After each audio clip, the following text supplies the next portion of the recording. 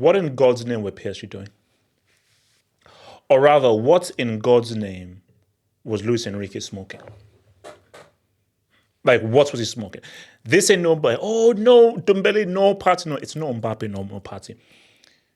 You're going up against arguably the best defensive side in the UCL. You cannot tell me a team in the Champions League that is better defensively than Arsenal. And you're playing away from home. So you're going to their house against arguably the best defensive team in Europe. And you decide to play no recognized striker. Like watching PSG, it was just stupid. Just pass. It was such a bozo lineup, and it was so easy for Arsenal to defend. The only time PSG actually threatened and caused Arsenal and David Raya issues was when they brought in Randall. And Randall's trash, which is why respect strikers. Respect strikers. You know, we talk about how like this is a world with hardly any strikers. Well, respect strikers. Because if Cavani was still around, he'll be able to do something and actually cause Gabriel and Saliba a lot more issues than either a Randall or a freaking false nine. Come on, bro. I mean, nah. This was. I mean, it was such an easy game for Arsenal.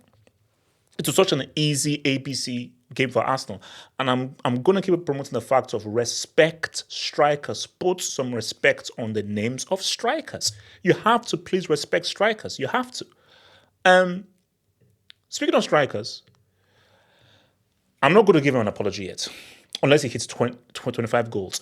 But that was a good goal. What we're not going to do is like, oh no, but Donnarumma was trash. Havertz was first to react, first to get the ball, and it was a perfectly placed header. Hit it right in the sweet spot, and it said, "What's up?" If Havertz can keep doing that, score crucial goals for Arsenal can be a real threat for the UCL. So for Havertz, I think Havertz is trying to prove to people that, no, I can still be that clinical finisher. I can still be that striker. I have my questions for him. I do have my questions, and I still don't believe that he's a top-tier striker because remember, Henry exists. Ian Wright exists. Van Persie exists. Anelka exists. Are we really putting Havertz in the same existence as Ian Wright, as Van Persie, as Henry, as Anelka? We are not.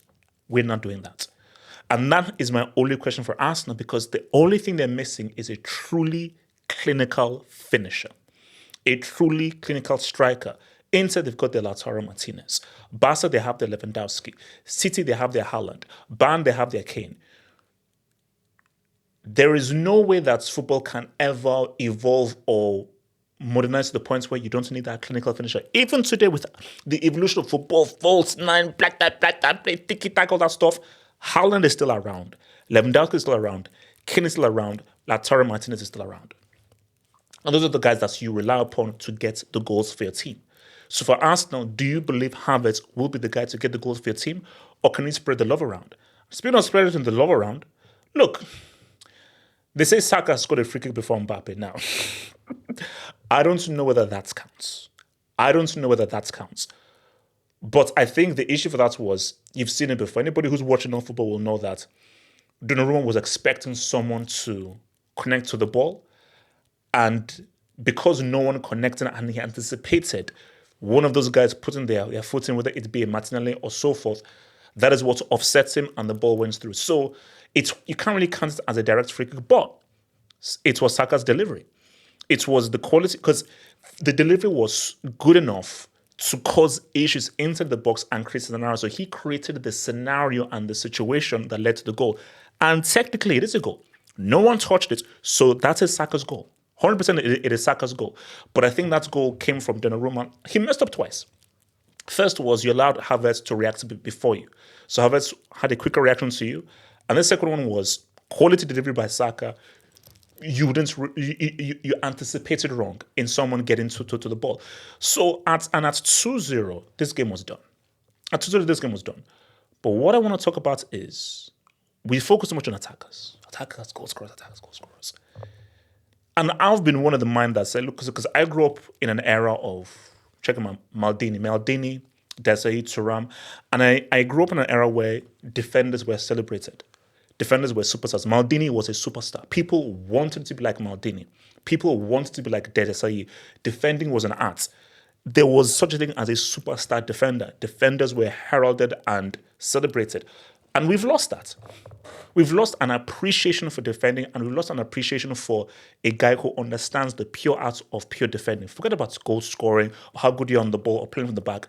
Just the specific art of being a defender.